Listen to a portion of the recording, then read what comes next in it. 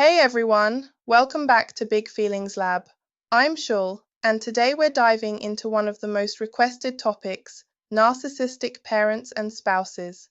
How do you recognize the patterns? How do you start healing? And most importantly, how do you trust yourself again when someone has spent years making you doubt your own reality? Before we start, I need to say this. If you're wondering whether your parent or partner is a narcissist, the fact that you're asking that question tells me something important. People in healthy relationships don't constantly question their own sanity or wonder if they're being manipulated. Keep that in mind as we go through this. Also, this episode contains descriptions of emotional abuse and manipulation. Please take care of yourself. If you need to pause, pause. If you need to stop, stop. Your well-being comes first, always. Let's start with what narcissism actually is, because we throw this word around a lot. Clinical narcissism, or narcissistic personality disorder, is characterized by a grandiose sense of self-importance, a constant need for admiration, and a lack of empathy for others. But here's what that actually looks like in your daily life when you're dealing with a narcissistic parent or spouse. The core pattern: everything is about them, always. Their feelings, their needs, their narrative. You exist as a supporting character in their story, not as a full person with your own inner life. And if you try to step into your own starring role, they will do everything to pull you back into the supporting position. Let me break down the key patterns you need to recognize. Pattern number 1, gaslighting, the reality. Erosion. Gaslighting is when someone makes you question your own memory, perception, and sanity. A narcissistic parent or spouse will deny things they said or did even when you have clear memories. Tell you you're too sensitive or overreacting when you call out hurtful behavior. Rewrite history to make themselves the victim.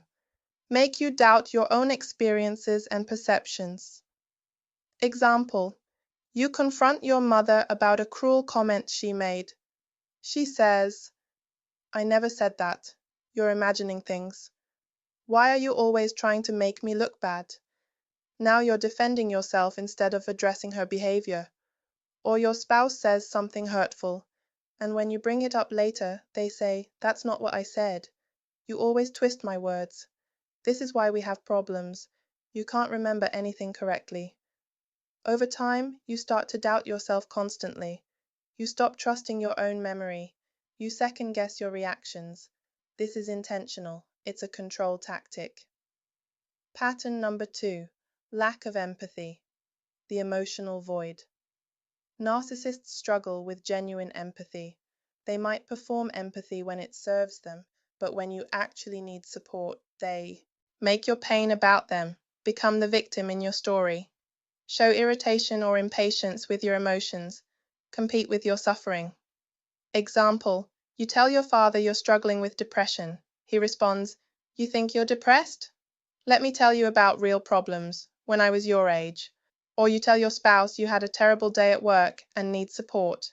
They respond, "Well, my day was worse." You don't know what stress is. Your emotions exist only insofar as they affect the narcissist.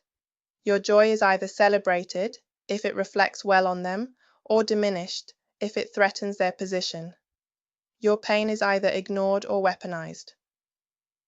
Pattern number 3, love bombing and devaluation, the cycle. This is especially common with narcissistic spouses, but can happen with parents too. The cycle goes like this. Phase 1, idealization, love bombing. They shower you with attention, affection, promises.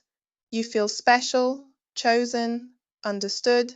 They might say things like, "I've never met anyone like you. You're the only one who really gets me.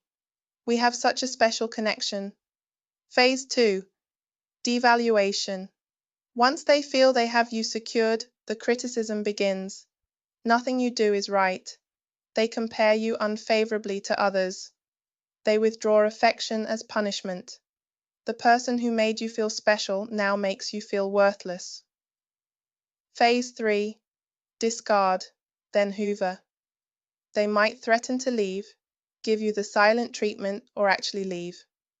Then, just when you're healing or moving on, they come back with the love bombing, and the cycle repeats.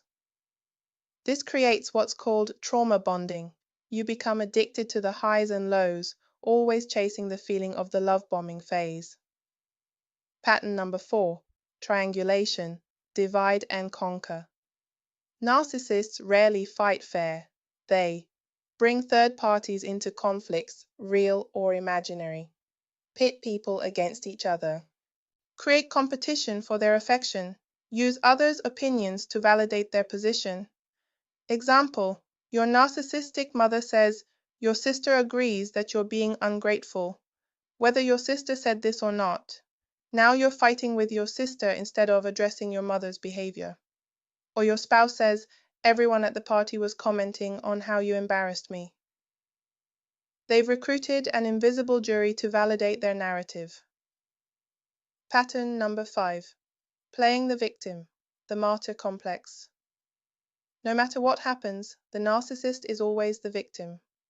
They turn every confrontation into an attack on them, cry or rage when held accountable, make you feel guilty for having boundaries, frame their abuse as their suffering. Example, you tell your father you need space because his criticism is hurtful. He responds, after everything I've sacrificed for you, this is how you treat me. I guess I'm just the worst father in the world. Or you tell your spouse you're unhappy with how they speak to you. They respond, I can never do anything right. You're so ungrateful. Do you know how many people would love to be with me? Now you're comforting them for the behavior you were trying to address. Pattern number 6. Moving the goalposts, the impossible standard. Nothing you do is ever enough because the standards constantly change. They criticize you for one thing, then criticize the opposite, dismiss your achievements, set impossible standards, withhold approval as a control mechanism. Example, your mother criticizes you for not calling enough. You start calling daily. Now you're too needy and dependent. Or your spouse wants you to be more independent. You pursue your own interests. Now you're selfish and don't care about the relationship. The goalpost moves because the point isn't actually about your behavior. It's about maintaining control through criticism. Pattern number 7. Projection, accusing you of their behavior. Narcissists often project their own flaws, behaviors, and feelings onto you. They're unfaithful, but accuse you of cheating. They're self-absorbed, but call you selfish. They manipulate, but accuse you of being manipulative. They lack empathy, but say you're cold and unfeeling. This serves two purposes: deflecting from their behavior and making you doubt yourself.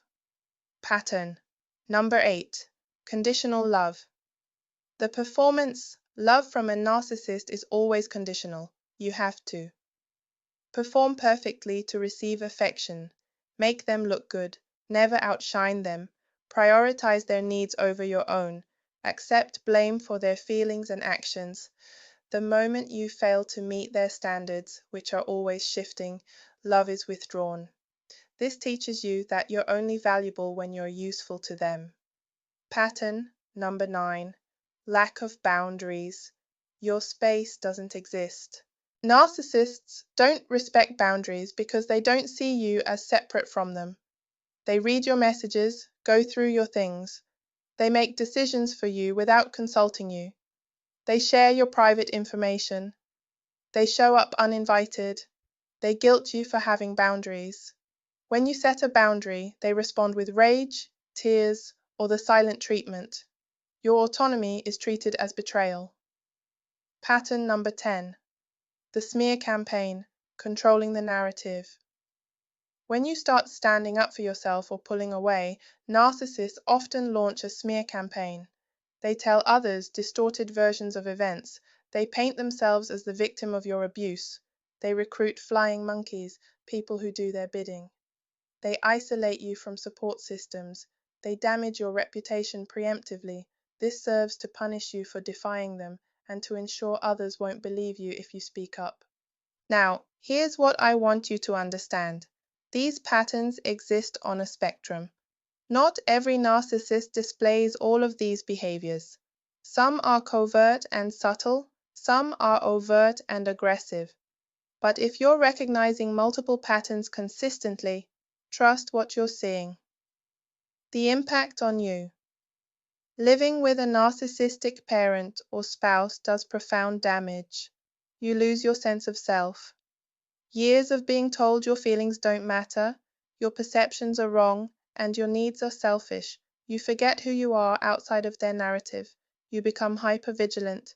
You're constantly reading moods, trying to prevent the next explosion, walking on eggshells. You doubt your reality.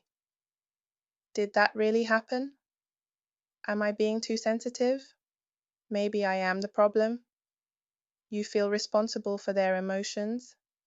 You believe it's your job to keep them happy, to avoid triggering them, to fix their feelings.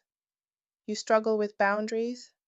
Because boundaries were never respected, you don't know how to set or maintain them. You attract similar relationships. Because dysfunction feels familiar, you might unconsciously seek out similar dynamics. You feel trapped, whether it's financial dependence, fear of retaliation, or the belief that you can't survive without them. So how do you start healing? Step 1.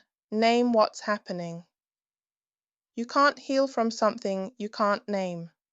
If you're recognizing these patterns, say it out loud, even if just to yourself. I am dealing with a narcissist. This is abuse. This is not normal. Step 2. Document everything.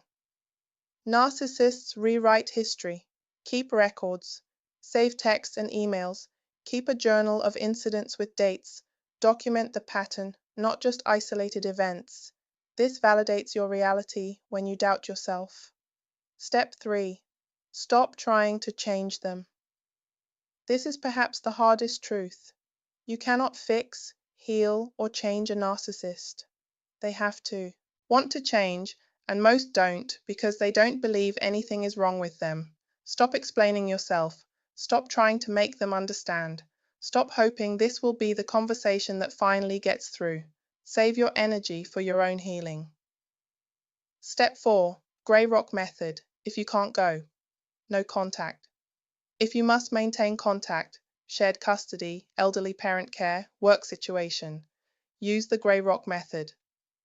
Be as boring and uninteresting as a grey rock. Don't share personal information.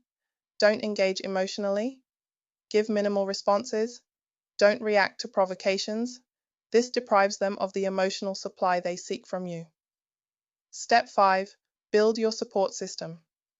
Narcissists isolate you. Counteract this by connecting with people who validate your reality, finding a trauma-informed therapist, joining support groups for survivors of narcissistic abuse, rebuilding relationships the narcissist damaged. You need people who believe you and see you clearly. Step 6. Reclaim your reality practice. Trusting yourself again. Your feelings are valid. Your memories are real. Your needs matter. Your boundaries are reasonable. Your perception is trustworthy. Say these things to yourself daily until you believe them. Step 7. Grieve the parent or partner you never had. This is crucial. You need to grieve the unconditional love you deserved but didn't receive, the partnership that was supposed to be safe, the parent who should have protected you, the version of them you kept hoping would appear.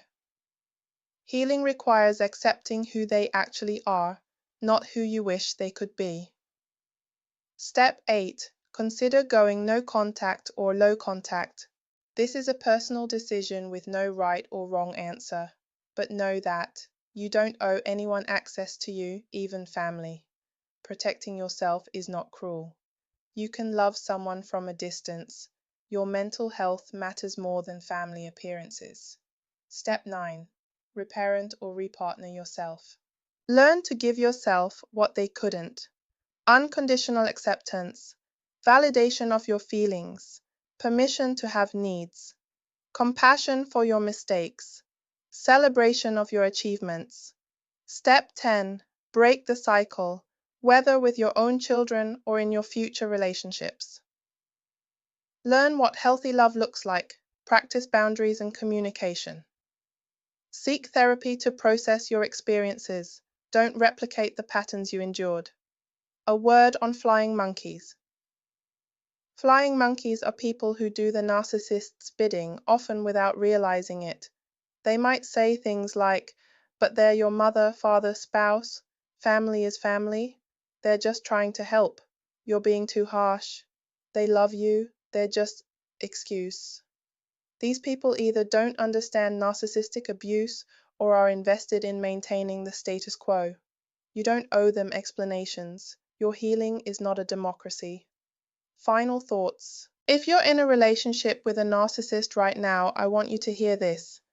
You are not crazy. You are not too sensitive. You are not the problem. Someone who truly loves you doesn't make you question your sanity, punish you for having feelings, need to tear you down to build themselves up, keep you walking on eggshells, make everything about them you deserve, to be seen and valued as your own person, to have feelings without fear of retaliation, to make mistakes without being destroyed for them, to have boundaries that are respected, to be loved for who you are, not who you perform to be. Healing from narcissistic abuse is possible, but it takes time. Be patient with yourself.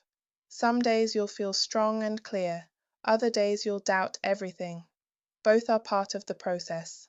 Remember, their inability to love you properly was never about your worth. It was about their limitations. In our next video, we're going to talk about going no contact with toxic family members, when it's necessary, how to do it, and how to handle the guilt and grief that comes with it. Until then, trust yourself. You know what you experienced, your reality is valid, and you deserve so much better. This has been Big Feelings Lab. Take care of yourselves.